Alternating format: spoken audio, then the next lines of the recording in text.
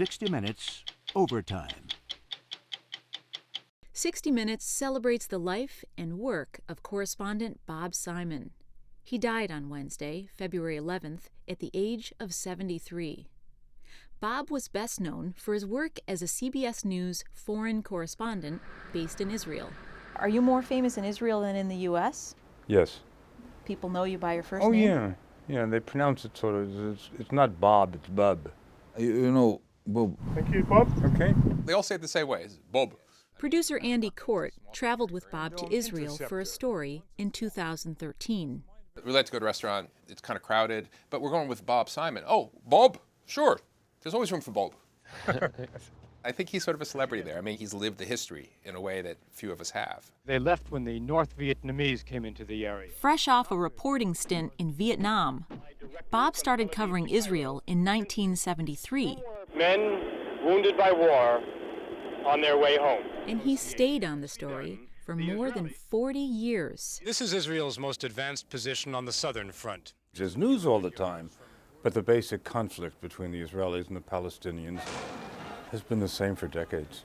It's as simple as a conflict gets. Who owns this land? Who belongs here? In 1977, Bob moved to Israel to cover it full-time. Joel Bernstein was his bureau chief. First of all, he looked so dashing. I mean, he was the epitome of a foreign correspondent. He was brave. He would go places where you probably shouldn't have gone. What did you make of the place when you first got there? Well, there wasn't all that much happening. And then, all of a sudden, President of Egypt, Anwar Sadat, flies to Jerusalem. And El Al steps are being wheeled up to a plane bearing the words, "The Arab Republic of Egypt. Will miracles never cease?" Which was one of the 2 or 3 biggest stories I've ever covered. There's just about the right amount of breeze this morning to bring the flags alive, the flags of Egypt and Israel. But it wouldn't be breezy for long. In the late 1980s, the Palestinian uprising known as the Intifada began, and Bob's assignment got more uncomfortable. Soldiers and teenagers were playing catch with tear gas grenades. And tear gas is so unpleasant. If the Intifada had lasted a week, it would have been exciting. But it went on for months, just never ended. Young rock-throwing Arabs were chased up a steep and rugged hill by Israeli soldiers. One day, Bob and his camera crew were on the West Bank when they filmed a brutal beating, a scene that would change the way the world saw Israel. We were there with a cameraman whose hobby was filming birds. So he had a camera with a very long lens. The Israelis had no idea that we were filming them. And the Israelis caught up with the Palestinian boys and just beat the hell out of them. This seemed cold, deliberate, methodical. It went on for 40 minutes. This piece of video really went viral all over the world. And the Israelis looked terrible. It was a humiliation for them that they could be that inhumane. There was security around my house because we were getting so many threats. The Israelis were very unhappy. But somehow, reports like this didn't hurt Bob's access to the political establishment. He regularly played tennis with Prime Minister Yitzhak Rabin. Rabin was, I think, a real patriot and a wonderful man and a great soldier. He was a terrible tennis player. Bob and his wife often played doubles against the Rabins. Whenever we won, he would say, "Shalom, goodbye." But whenever he won, he would invite us over for coffee, and he would tell me stuff. I'd be drinking black coffee, he'd be drinking Black Label. So the trick was to lose. In 1995, Bob got the call. Rabin had been shot. I did know him personally, and we spent a lot of time together. So I was devastated. Today, Tel Aviv's largest square was invaded by sadness. Sadness beyond words. I mean, the whole thing was tragic. We covered his funeral live. He said what he believed, and he expressed his feelings towards people as he felt them. You know, there aren't that many foreign leaders who are household names in America, but Yitzhak Rabin was one of them.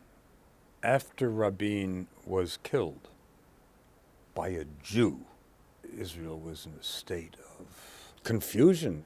Maybe a week after the assassination of Rabin, they took the assassin, some Jewish guy, and took him back to the scene of the murder. Israeli police wanted him to walk and talk them through the murder. And it was chilling seeing this guy without an ounce of remorse. He was given back the same Beretta he used that night. He pulled the gun and shocked the crowd by showing just how close he'd come to the back of Yitzhak Rabin. Bob would meet many killers over the years while covering the Arab-Israeli conflict, like the Palestinian terrorists in this story. This the answer you want to hear it? I want to hear what you have to No, say. I knew the names of almost all these men, their names and their deeds. I never thought I'd be standing a few inches from them, having a chat. What I'm trying to decipher is what was going through your mind as you were stabbing Israeli women. I believe that any occupied people have to defend themselves in any means, in any ways. Do you feel guilty? I'm guilty because a human being killed, and I was the reason. It's a good reason to feel guilty. On January 21st, 4 CBS newsmen disappeared in the Saudi Arabian desert near the Kuwaiti border. How long were you captive for? 40 days. In 1991, at the start of the Gulf War, Bob and his crew went looking for some news, but they ended up becoming the story. We were very restricted. We couldn't go anywhere without a U.S. military escort. This desolate road is destined to become a main battleground. It's an occupational hazard of being a foreign correspondent. And the best ones did cross those borders, but that time it didn't work for him. And we saw a Jeep in the distance, and it was an Iraqi army Jeep, and they took us away. And we eventually wound up in the secret police headquarters called the Muhabarat, and treated very badly. Yesterday, they were released in Baghdad, and this morning they talked with Ed Bradley. Bob Simon, producer Peter Bluff, cameraman Roberto Alvarez, and soundman Juan Caldera. Just changed you? Yeah. How? I don't know. Too early to tell. Joel Bernstein put together an obit. Because I'm a superstitious guy. And I kind of knew that if I did this, if I put in the work, it would never make air, and Bob would not be executed. When I walked into the newsroom at CBS for the first time, several months after I'd been freed, Bernstein handed me the tape and said, "Here's your obit." It took me months before I could look at it. what did you think when you did watch it? When you look at your obit, it sort of reminds you how close you came to being dead. Clearly, nothing was off limits when it came to Bob's sense of humor. Humor is what saves you. General, call me a fool. No, I won't.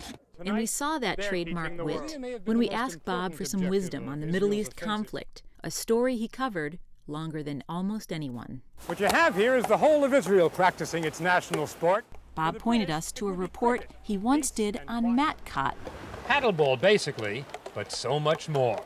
a game played on the beaches of Israel. There's no scoring. And they'd be hitting the ball ferociously at each other. It was sort of a metaphor. The amount of aggression, the amount of noise, and it drives you crazy. No rules, no winners, and it never ends.